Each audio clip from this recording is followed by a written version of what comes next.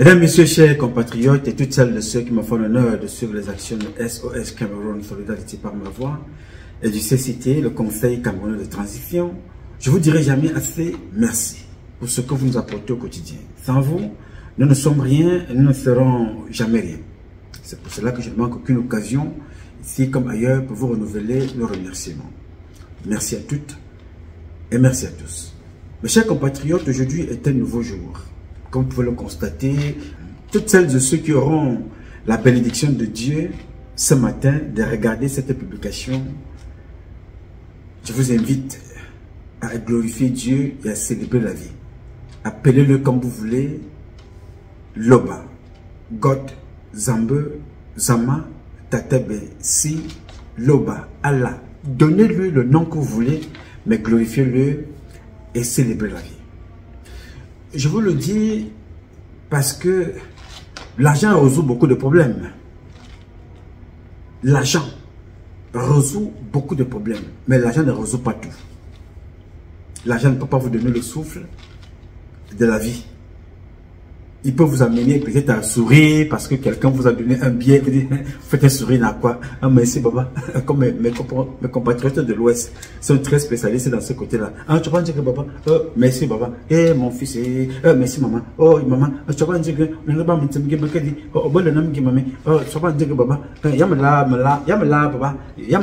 Baba, Baba.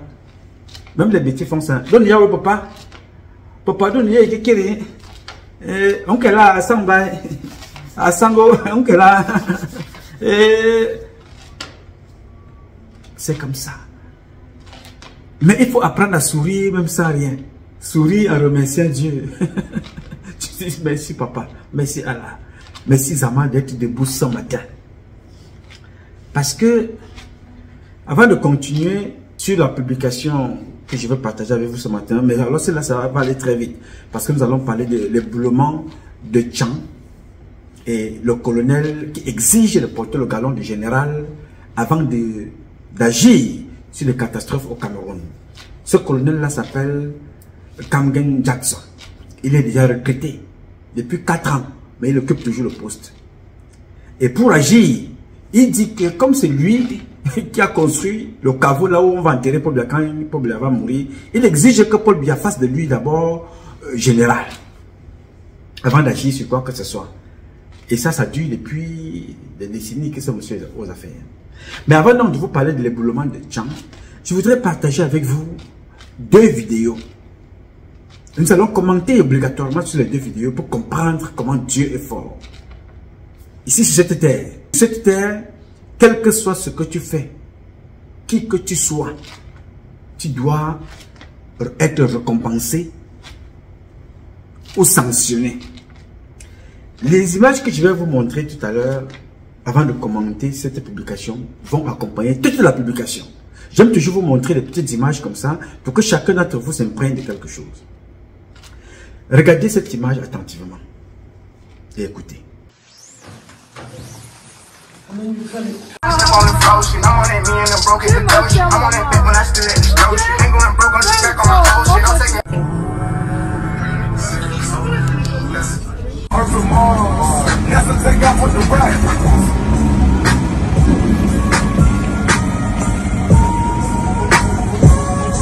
Avec ton appareil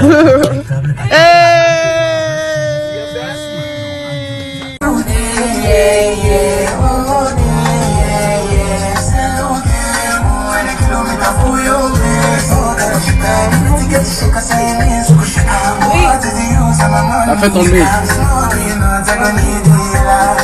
Je dis quand tout va mal, je reviens toujours en mes rêves. Je suis pas du genre vénal. Il voulait me voir en bas, c'est mort, mort, mort.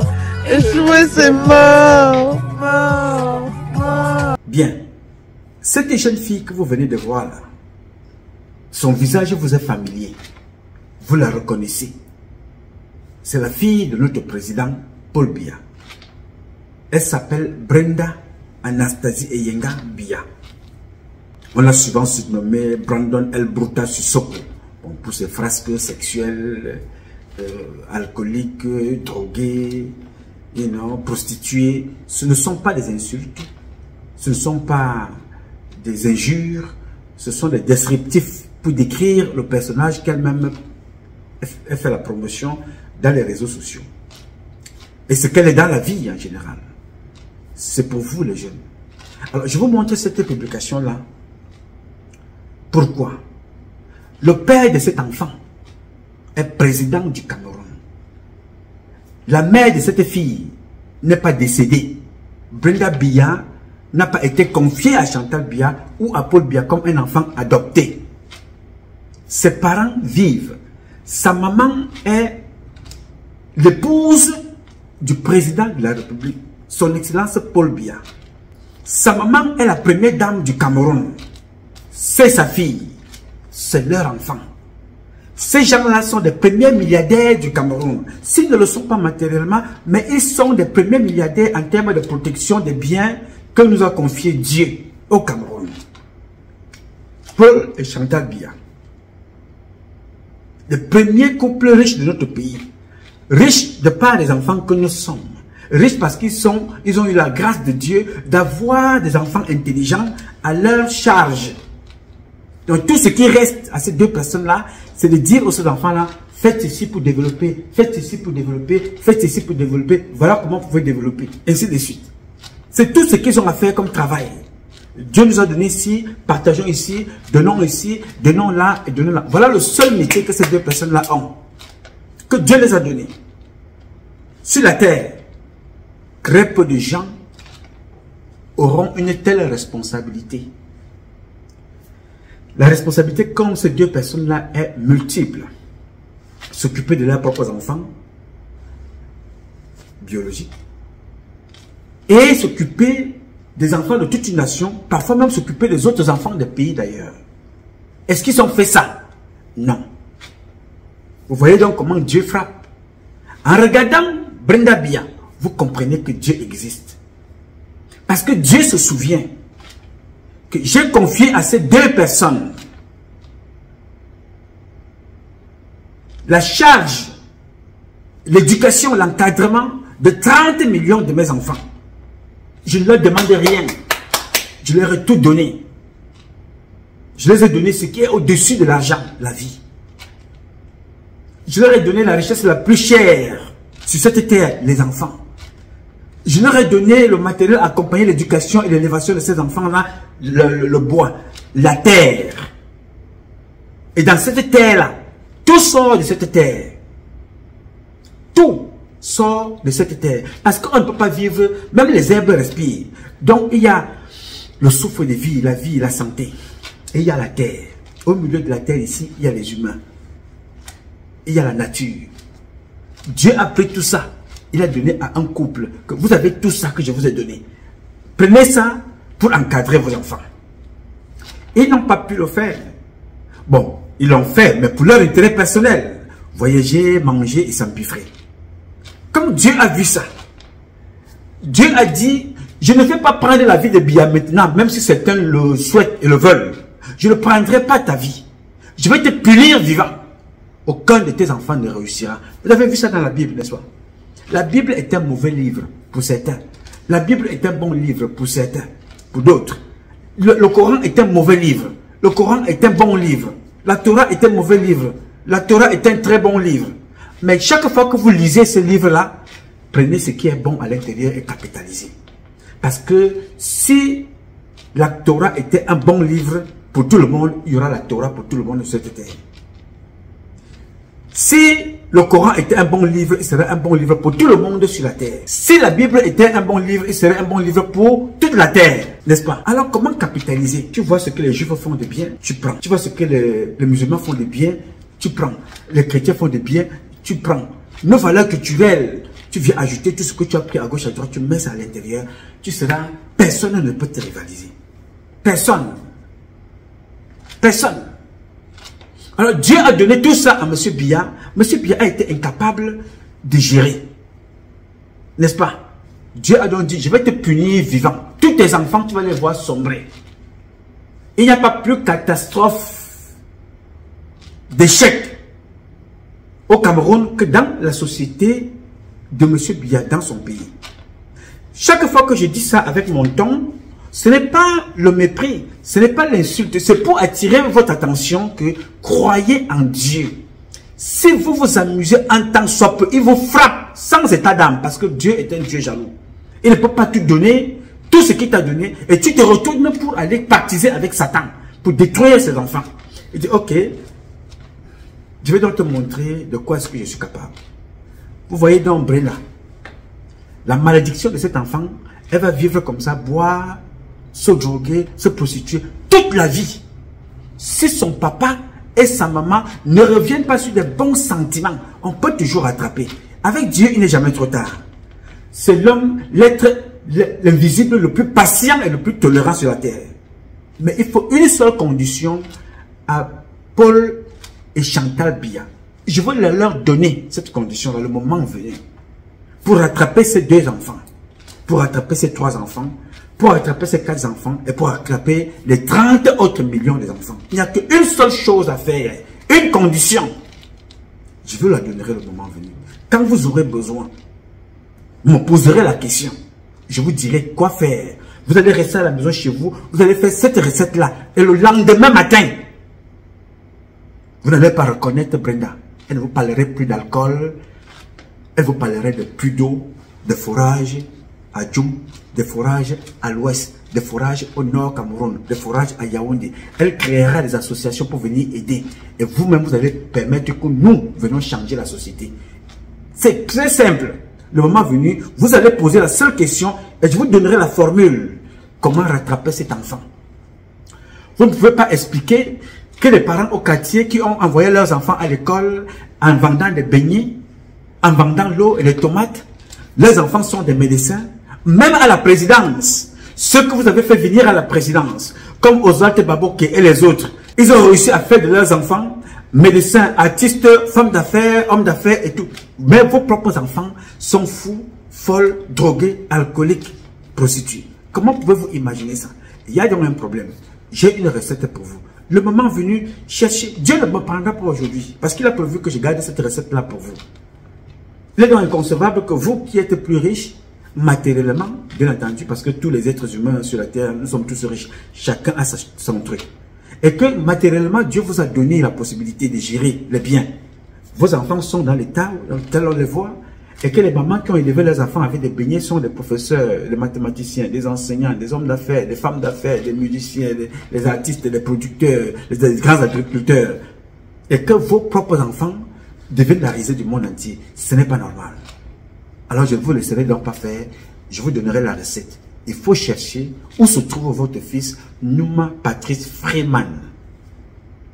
Oui, monsieur. Bien. J'ai donc voulu te dire, toi jeune, tu as vu Brenda. Elle te parle du champagne seulement en buvant, en faisant sa vie. Elle a fait le choix de sa vie. Parce que même les folles, les fous et les drogués dans la rue ont des priorités. Sa priorité, elle se lève le matin, elle fait ce qu'elle sait faire. Elle boit, elle s'empiffre, elle fait sa musique, elle s'habille même en plastique, même en tenue de whatever, elle fait son truc. Mais toi, qui n'es pas mentalement instable, et toi qui n'es pas mentalement instable, toi qui n'es pas mentalement instable, qu'est-ce que tu fais de ta vie? Occupe-toi de ta vie. Avance, occupe-toi de tes enfants, occupe-toi de toi et de tes parents. Laisse Brenda. Tu as déjà vu ce qu'elle est capable de faire. Parce que ses parents ont raté son éducation. Vous avez vu ce qu'elle est capable de faire. Donc ça doit t'inspirer des choses à ne pas faire. Donc occupe-toi donc de ta vie maintenant. Ça c'est le premier exemple. Alors je vais te montrer le deuxième exemple. Là c'est le marmofeu. Écoute et regarde cette vidéo. Voici mon plan pour mettre fin à la mutilation chimique, physique et émotionnelle de nos jeunes. Dès le premier jour, je révoquerai les politiques cruelles de Joe Biden sur les soins dits d'affirmation de genre. C'est ridicule. Un processus qui consiste à donner aux enfants des bloqueurs de puberté, modifier leur apparence physique et, à terme, à pratiquer des interventions chirurgicales sur des enfants mineurs. Pouvez-vous croire cela? Je signerai un nouveau décret ordonnant à toutes les agences fédérales de saisir tous les programmes qui promeuvent le concept de transition sexuelle et de genre à un âge précoce. Je vais ensuite demander au Congrès d'empêcher définitivement que l'argent des contribuables fédéraux soit utilisé pour promouvoir ou payer ces procédures et faire passer une loi interdisant les mutilations sexuelles sur les enfants dans les 50 États. Cela ira très vite. Je déclarerai que tout hôpital ou prestataire de soins de santé qui participe à la mutilation chimique ou physique de jeunes mineurs ne répondra plus aux normes fédérales de santé et de sécurité pour Medicaid et Medicare et sera immédiatement exclu du programme. En outre, je soutiendrai la création d'un droit d'action privé permettant aux victimes de poursuivre les médecins qui ont pratiqué de manière impardonnable ces procédures sur des enfants mineurs. Le ministère de la Justice enquêtera sur Big Pharma et les grands réseaux hospitaliers afin de déterminer s'ils ont délibérément dissimulé les horribles effets secondaires à long terme des transitions sexuelles afin de s'enrichir aux dépens de patients vulnérables et, dans ce cas, très vulnérables. Nous chercherons également à savoir si Big Pharma ou d'autres ont commercialisé illégalement des hormones et des bloqueurs de puberté qui ne sont en aucun cas autorisés ou approuvés à être utilisés à cette fin. Mon ministère de l'Éducation informera les États et les districts scolaires que tout enseignant ou responsable d'école suggérant à un enfant qu'il pourrait être enfermé dans le mauvais corps s'exposera à de graves conséquences, y compris à des violations potentielles des droits civils pour discrimination sexuelle et à la suppression du financement fédéral. Dans le cadre de notre nouveau système de certification des enseignants, nous encouragerons une éducation positive sur la famille traditionnelle, les rôles des mères et des pères et la célébration plutôt que l'effacement de ce qui rend les hommes et les femmes différents et uniques. Je demanderai au Congrès d'adopter un projet de loi établissant que les seuls genres reconnus par le gouvernement des États-Unis sont hommes et femmes et qu'ils sont assignés à la naissance. Ce projet de loi précisera également que le titre 9 interdit aux hommes de participer à des sports féminins. Et nous protégerons les droits des parents qui ne seront pas contraints d'autoriser leur enfant mineur à assumer un nouveau genre et une nouvelle identité sans le consentement des parents. Il n'y aura pas de nouvelle identité et cela ne se fera pas sans le consentement des parents. Aucun pays sérieux ne devrait dire à ses enfants qu'ils sont nés avec le mauvais genre. Un concept dont on n'a jamais entendu parler.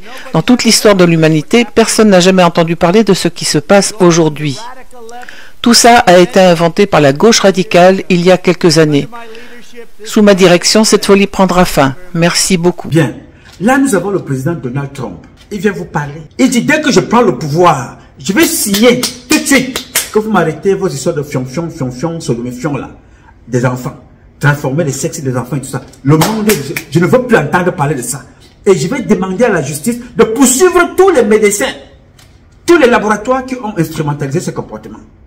Vraiment de Dieu, il fallait quelqu'un comme ça pour arriver. Il vient d'où ce type? La première puissance mondiale. Souvenez-vous de ce que je vous avais dit.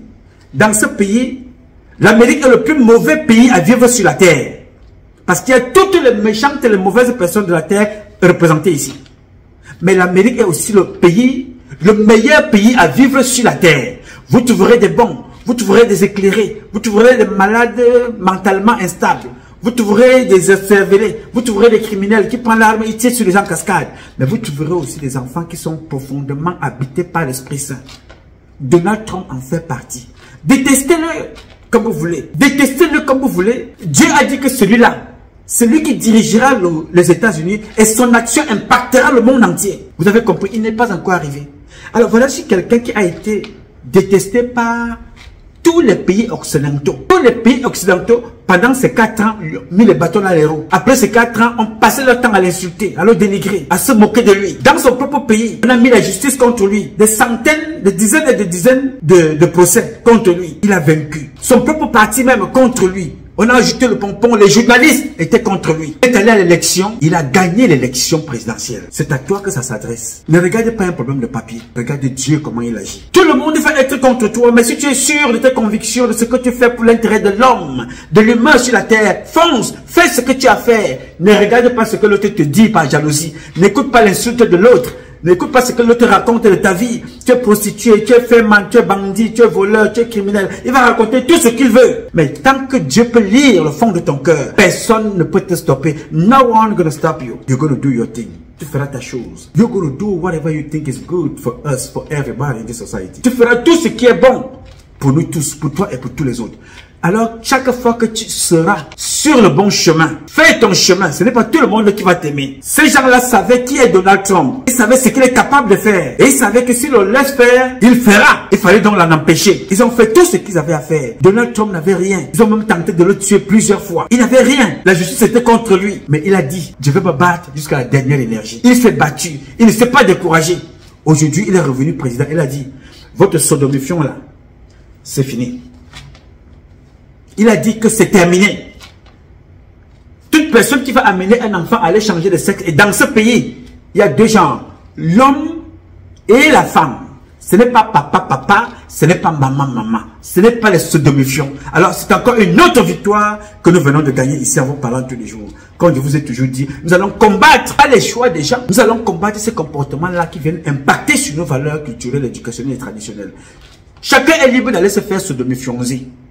Ça, c'est un nouveau mot que moi-même j'ai créé. Ah non, mettez ça dans l'histoire. Nous, on a créé un nouveau mot. Sodomifionner. Chacun est libre d'aller se faire sodomifionner. Mais n'imposez pas ces comportements-là à nos enfants. Ne leur dites pas que non, tu es né garçon, mais tu ne sais pas que tu es une femme. Non, tu es né fille, mais tu ne sais pas que tu es garçon. Non. Le père de Donald Trump, le président de Donald Trump a dit que ici, dans ce pays, ces comportements-là vont être sanctionnés. Oui, monsieur. Je dis bravo, papa. Là, je voulais encore te dire à toi qui m'écoutes ce matin. Moi, je me suis levé ce matin avec la grâce. Je suis content. Je dis, Dieu m'a béni. J'ai vu la vidéo du président Trump.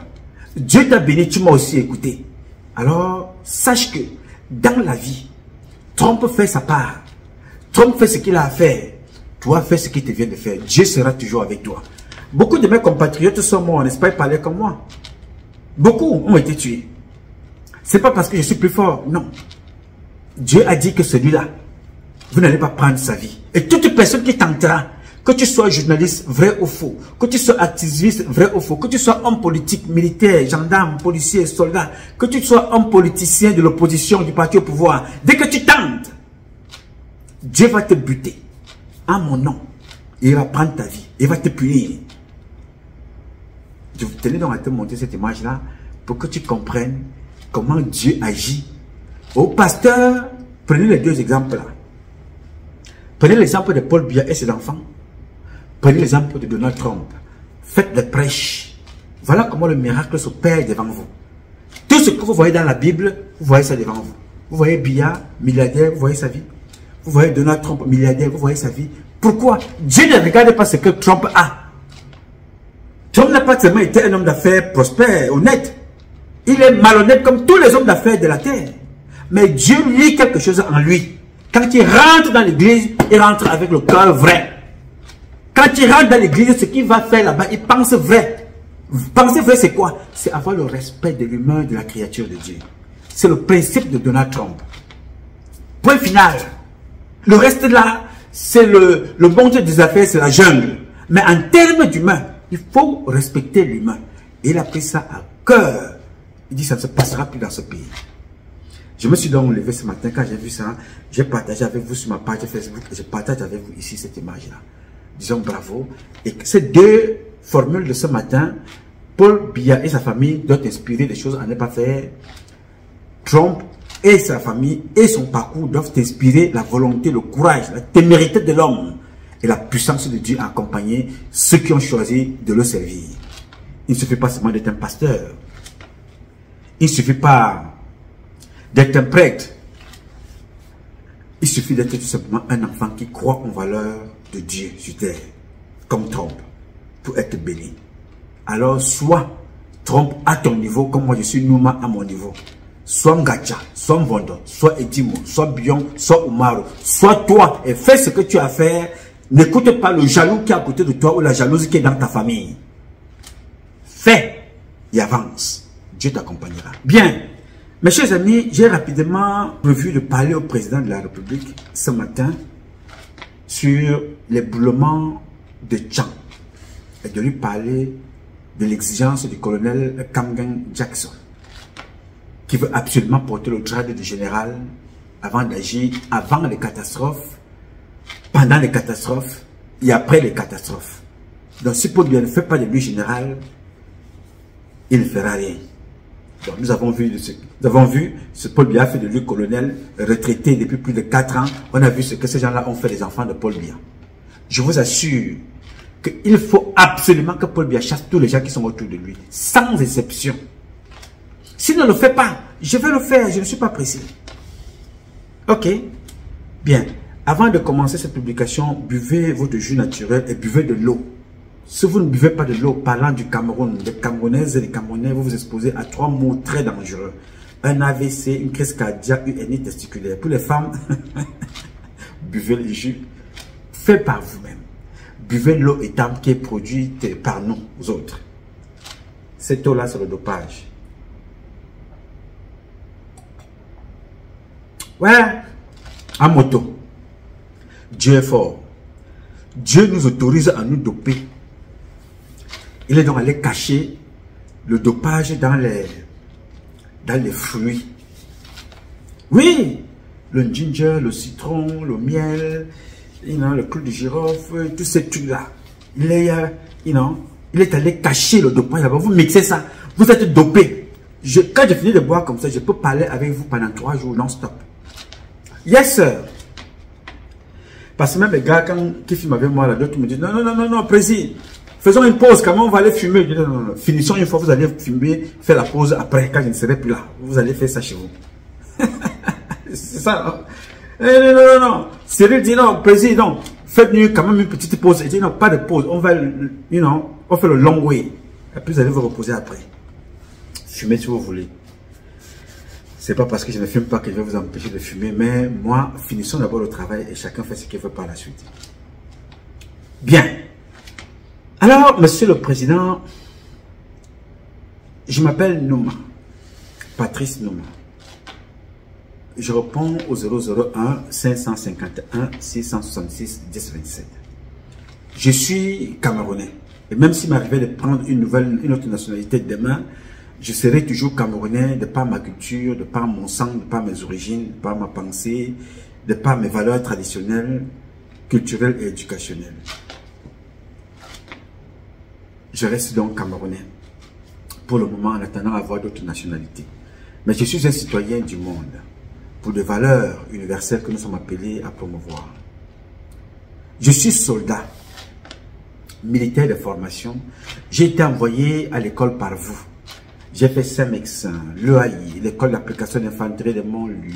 J'ai fait l'école de commando. J'ai fait tout ça. J'ai tous les diplômes que vous avez bien voulu que j'aille récupérer pour revenir vous servir. Je suis parti parce que l'armée que vous dirigez aujourd'hui ne répondait plus aux aspirations qui avaient motivé mon intégration dans ce corps d'élite. Je suis donc parti de là pour mieux vous servir. Parce que si j'étais resté, je n'aurais pas eu la possibilité de vous dire ce que je vous dis maintenant sans violer la hiérarchie.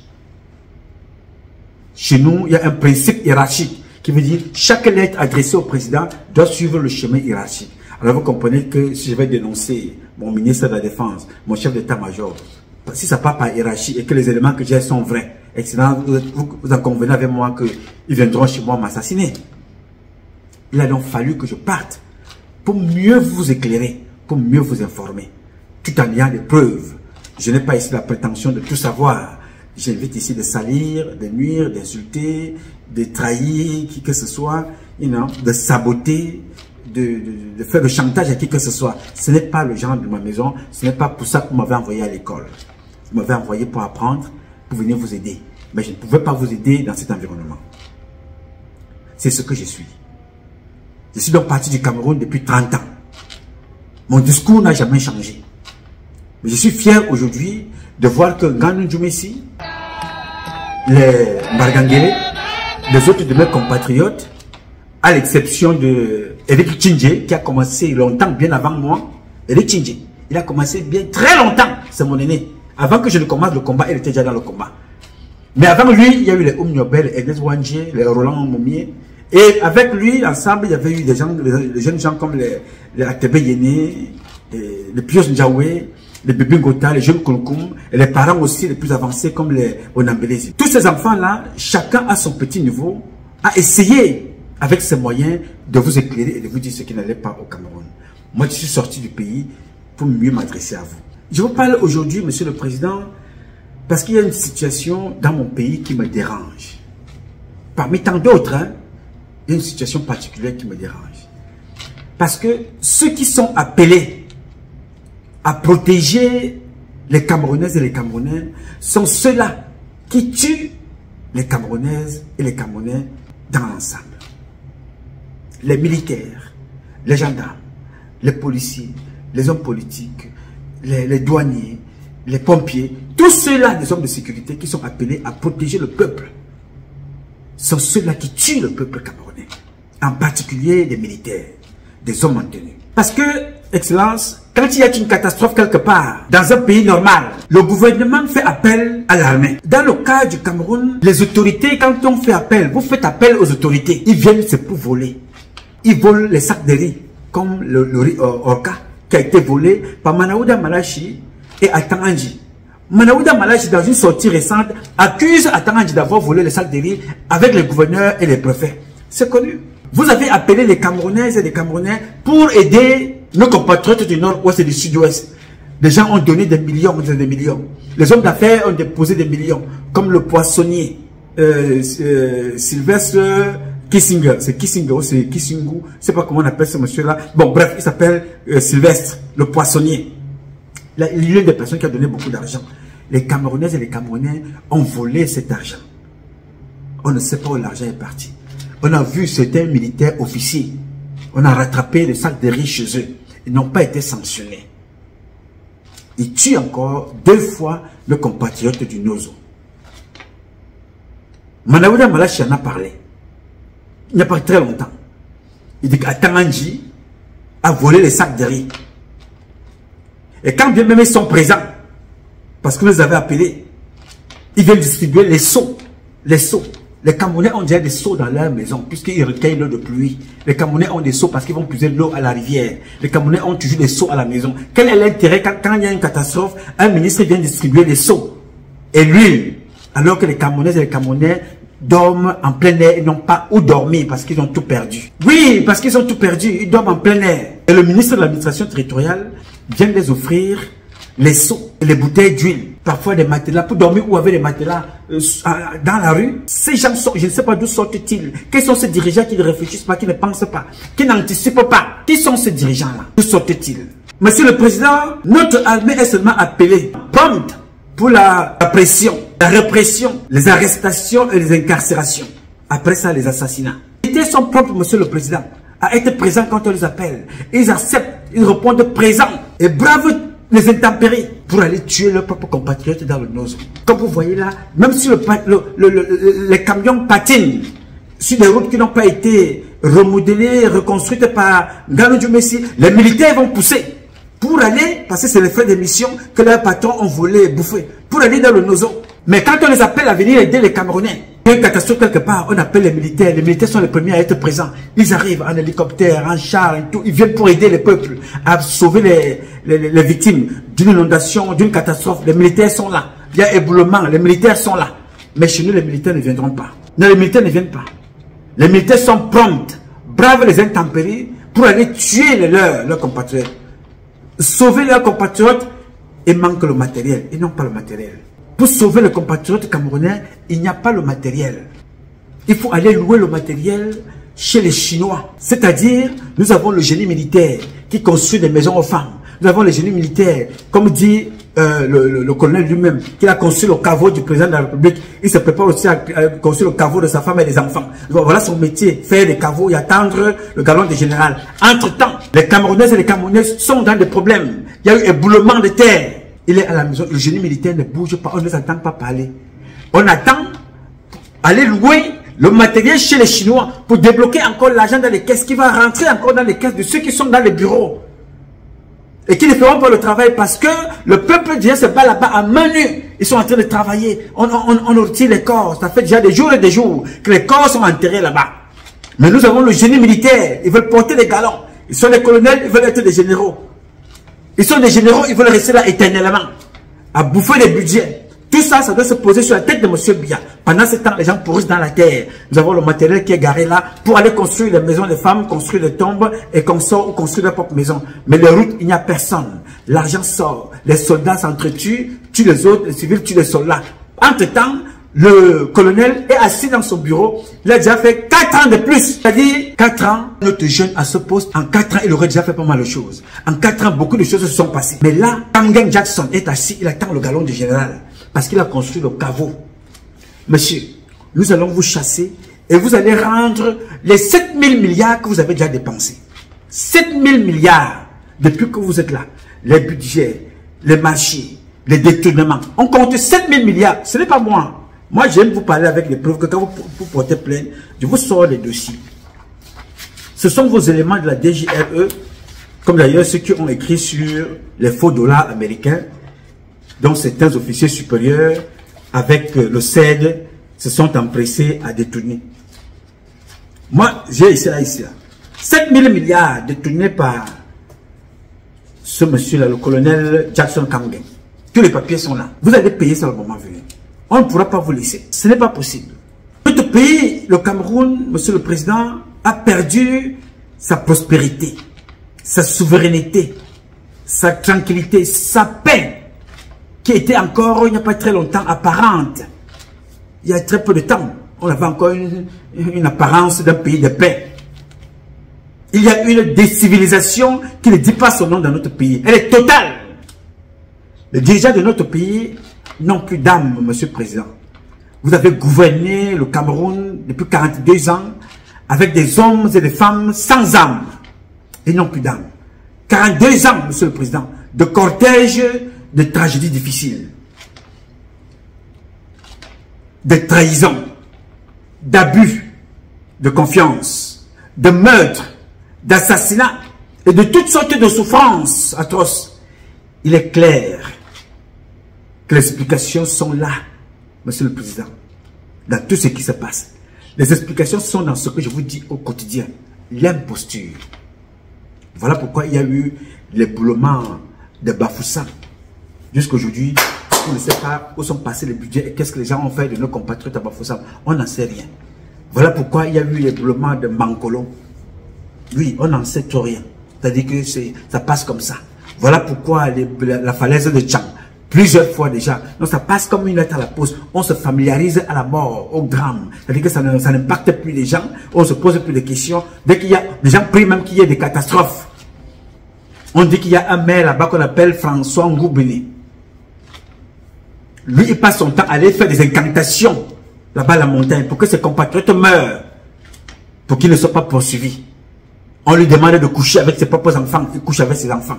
On lui demande d'aller poursuivre sa propre famille dans les tribunaux, il les amène dans les tribunaux. Il est le maire de Sanchou et d'autres. Ils se réunissent pour aller faire des incantations pour tuer les gens là-bas. Bon, en ce moment-là, les gens qui sont de l'Ouest, nos compatriotes, qui aiment la stigmatisation, ne s'attardent pas sur ce monsieur-là.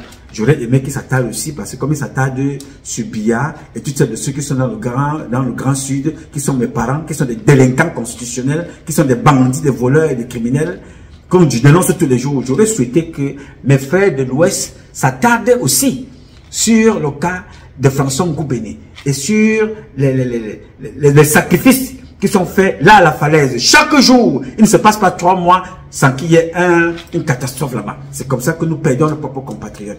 Je souhaiterais que chacun d'entre vous se pose des bonnes questions. Voilà ce qui se passe. Il y a des catastrophes comme celle d'un Sam. Personne ne dit rien, personne ne fait rien. Des catastrophes qui passent comme ça, ça devient banal. On s'habitue. Ici aux États-Unis, aujourd'hui où je vous parle, c'est la fête des vétérans. Fête des vétérans. C'est la journée des vétérans. Il n'y a pas le travail. Il faut honorer les vétérans, ceux qui ont combattu pour ce pays. Chez nous, ceux qui ont combattu pour Bakassi, on ne sait pas ce qu'ils sont devenus. Ceux qui ont combattu les étrangers dans les années 60, on ne sait pas ce qu'ils sont revenus. La catastrophe de Sam, la catastrophe de Lac Niod, c'est-à-dire qu'on passe. On passe, on ne dit rien à personne. Toutes ces catastrophes-là, ça devient normal. Le déraillement des écarts, 1000 morts. Non, c'est... On passe, ça ne dérange personne. 1000 morts. Ça ne dérange personne. Monsieur le Président, les inondations, ça ne dit plus rien à personne. Les catastrophes que ça cause, ça ne dit rien à personne. Les luttes intercommunautaires, c'est-à-dire le peuple les Peuls, les Mousgoum, les Arabes choix, les musulmans de l'autre côté se battent entre eux. Que fait le ministre Pingouin, le ministre imposteur, le ministre voyou, bandit à Tarangi? Il vient distribuer les seaux, les boîtes de sardines et les sachets de riz. Ne parle pas des sacs de riz, les sachets de riz. Il repart. D'après lui, à son petit niveau de cervelet, il a résolu un problème. Pendant ce temps, on compte des morts. À chaque fois qu'il y a ce problème-là, on compte toujours des morts. Parce que un mort, c'est déjà un mort de trop. Pourquoi nous devons mourir? Parce que nous nous battons. Mourons parce que on est né, on est adolescent, on a été adulte, on a grandi, on a vieilli, on meurt. On est mort par un accident qui est arrivé de façon naturelle. On est mort parce que ça arrive qu'à la fin d'une vie, on meurt. Mais on ne doit pas mourir parce que plusieurs personnes t'ont ôté la vie de façon organisée. Ou t'ont laissé mourir de façon organisée, de façon méchante et jalouse, ou par incompétence, ou par imposture. Donc, notre Cameroun, notre pays vit de ça. Au côté accident de la circulation, Monsieur le Président, aucune initiative pédagogique pour une bonne sécurité des routes. Trop de décès. Ce n'est pas parce que, comme disait Atebe Yéné, on trouve des généraux en haute avec le sifflet, pip, pip, pip, parce qu'on a vu les étoiles que ça apportera quelque chose. Non. Les gendarmes peuvent bien faire leur travail, mais il faut la discipline. Sanctionner ceux qui raquettent.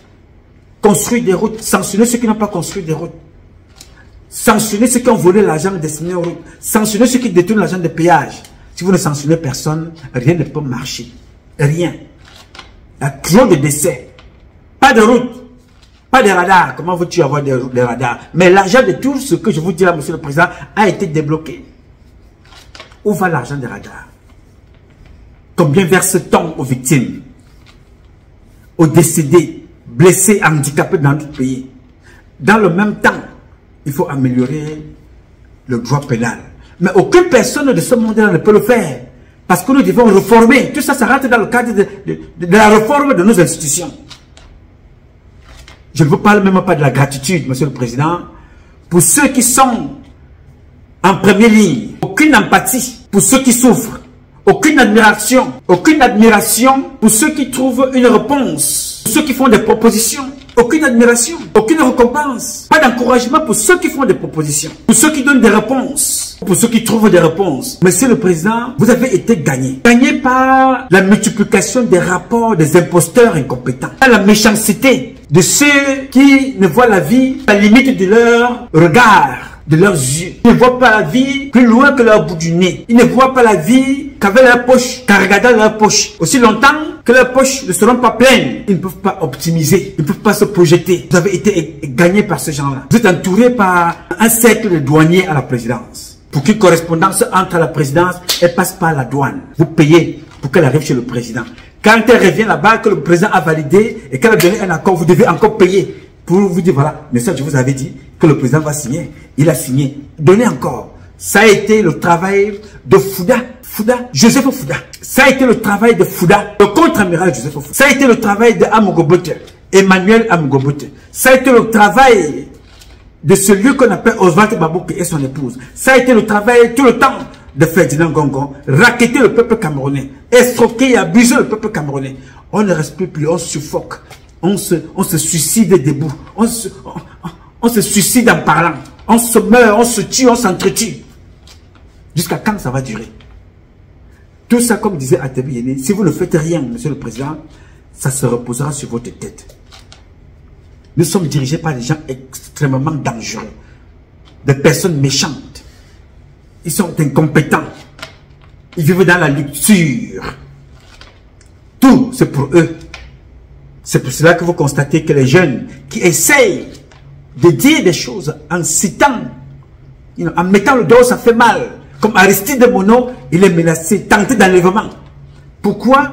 Parce qu'aussi longtemps qu'on ne trouvera pas, on n'arrêtera pas, parce qu'on ne va pas les trouver puisqu'ils ne sont pas cachés. Aussi longtemps qu'on n'arrêtera pas les vrais assassins de Ferdinand Gongo, aussi longtemps qu'on ne les arrêtera pas, Aristide Mono ne sera jamais en sécurité. Si on n'arrête pas les vrais responsables de Martinez Zogo, donc j'ai des vidéos ici, et que je connais, si on n'arrête pas les vrais assassins de Jean-Marie Benoît Mbala, dont je garde des vidéos ici. La vie d'Aristide Mono ne sera jamais en sécurité, comme d'ailleurs la vie de qu'un Camerounais et de qu'une Camerounaise. Vous voyez ça tous les jours, Monsieur le Président. Les taximans sont assassinés. Les femmes sont violées. Les femmes sont kidnappées. Les femmes sont enlevées. Et après Yaoundé, on demande les rançons. Les parents sont adressés dans leur maison. Les gens sont adressés dans leur boutique. Les gens sont adressés dans des bureaux. Aucun Camerounais ni Camerounaise n'est en sécurité avec toute cette bande qui sont aux affaires à Yaoundé. Madame Ndongo, Jeanne Alain, les Otolo, les Joseph Fouda, les Mbargangele, les Galax et Toga, tous ces généraux-là doivent être interpellés. Jamais de la vie, s'ils ne sont pas interpellés, s'ils ne sont pas sanctionnés pour les crimes qu'ils posent, Sismondi Pichoka ne pourra jamais être en sécurité pour son travail. Je ne pourrai jamais être en sécurité, encore que moi je sois à l'extérieur. Bon, la sécurité américaine et la liberté d'expression, avec preuve à l'appui, me protègent pour le moment.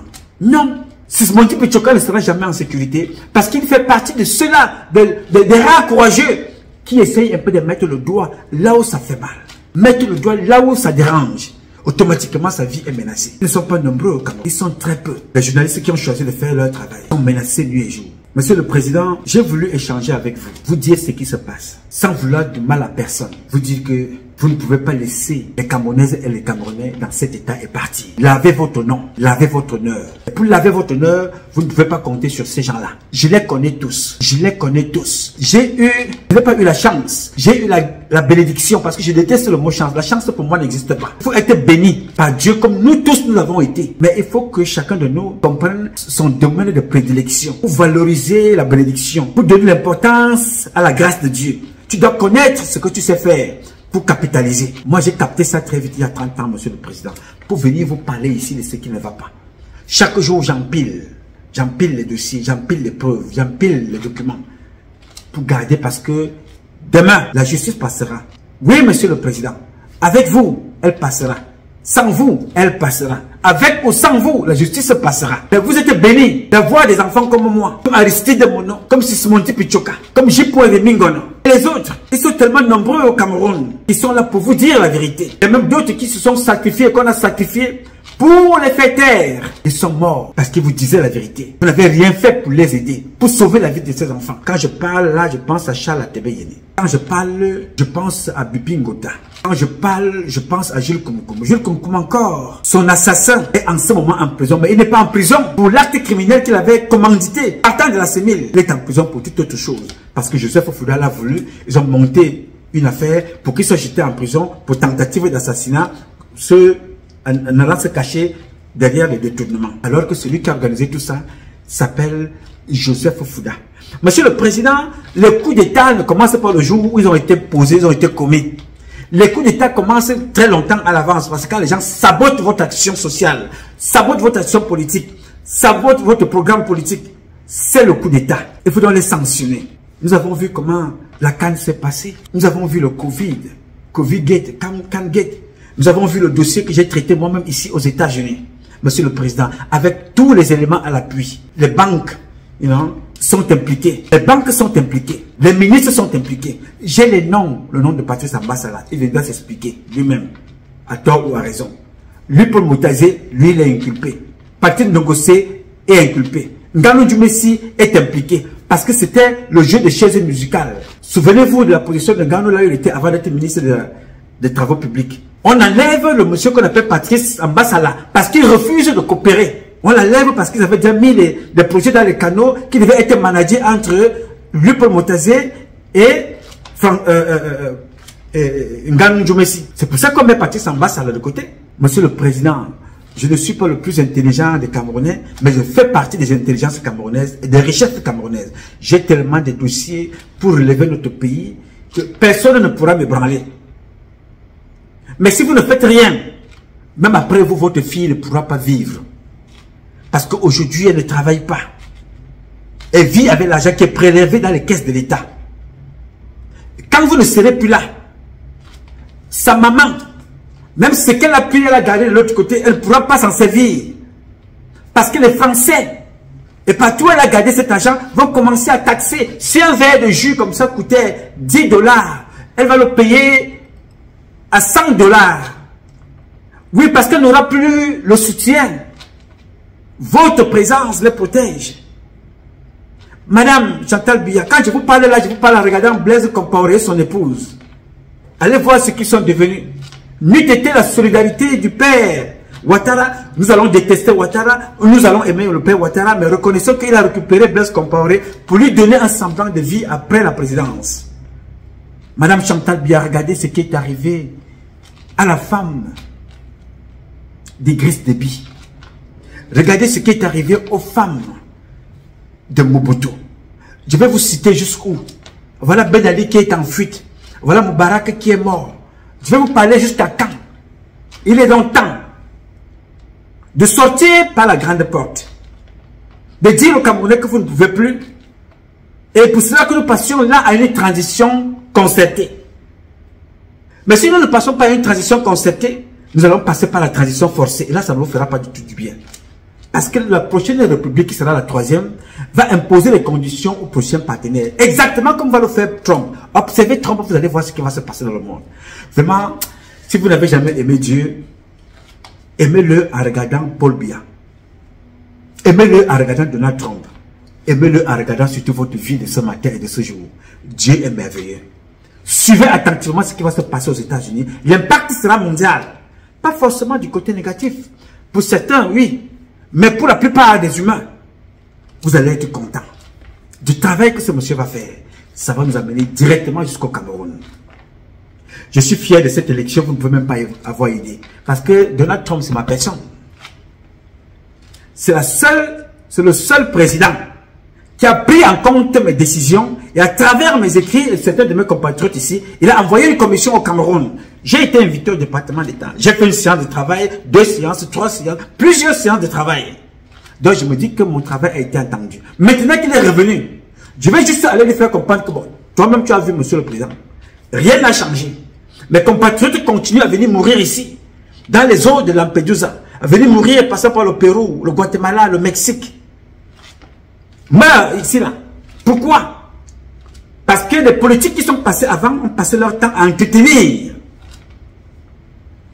les causes de l'immigration pour qu'ici, qu'on se démette, à combattre les conséquences de cette immigration. Ça n'a rien changé. 8 ans après, rien.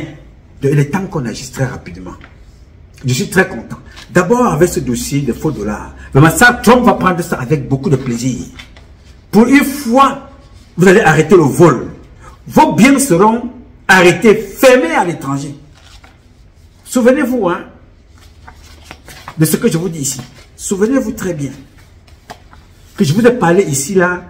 C'est vous-même qui vous êtes venu tout seul avec Ndongo dire au monde entier qu'il y a le trafic de faux dollars. Mais au lieu d'expliquer que le trafic de faux dollars que vous entendez là, il y a quand même des officiers qui ont écrit dans ce trafic qui quitte des pays voisins, qui se régulent ici, et que certaines personnalités sont impliquées, même jusqu'à la BA. Vous n'avez pas dit ça. Vous avez pris ça, vous avez voulu faire croire que dans le discours de Dongo, Madame Dongo, il a voulu faire croire que c'était au niveau de Mbapou. Oubliant que, comme il est tellement bête, comme la bêtise, nous on avait les archives. Je vous dis, les rapports qui ont été faits par plusieurs officiers et une alerte qui venait d'un pays étranger, vous n'avez pas pris ça en compte. Vous avez cru qu'en disant ça, c'était pour noyer Mbapou parfait, alors que vous étiez en train de vous exposer bêtement comme un embo. Vous m'avez servi votre sacrifice sur un plat en or. Et je vais le déguster avec appétit. Le président Donald Trump prend les fonctions en janvier. Avant janvier, le dossier sera déjà dopé, bien travaillé. Vous allez accueillir une mission des services de renseignement de ce pays au Cameroun dans les prochains jours. Et vous allez répondre. Parce que nous irons là depuis quand ça fonctionne. Puisque vous avez eu des preuves. Quand vous êtes venu parler, avez-vous dit d'où venait cet argent? Non, vous avez voulu inculper un monsieur à mobilité réduite. Avez-vous enquêté là-dessus? Non. Avez-vous interpellé le président? Non plus. Qu'a fait monsieur le CED avec ce dossier? Qu'a fait Mbargangele? Donc ce n'est pas la première fois. Ok, je vais donc vous aider à faire votre travail. Et je vais le faire à votre place. Et je vais vous punir, vous tous. Et vous irez en prison. Et vous allez donc comprendre que les 10 doigts là n'ont pas la même taille. Man passe man. Il y a beaucoup qui me dépassent. Et il y a beaucoup que je dépasse. Et c'est Dieu qui est fort, parce que c'est comme ça qu'il nous a créés. Nous sommes tous incomplets, complétés par les autres. Je vais donc compléter votre bêtise qui vit dans vos cerveaux. Monsieur le Président, excusez-moi de ces mots durs. Ça ne vous concerne pas parce que chez moi, on ne parle pas durement aux parents. J'ai voulu échanger avec vous pour vous dire ce que je pense. J'en ai terminé. Mes chers compatriotes, ce combat est un combat de tous et de chacun pour un intérêt commun. C'est avec la volonté des Camerounaises et des Camerounais que vous êtes que nous vaincrons et la bénédiction de Dieu. J'ai dit. Je réponds au 001 551 666 1027. I love you, but God love you more. Thank you.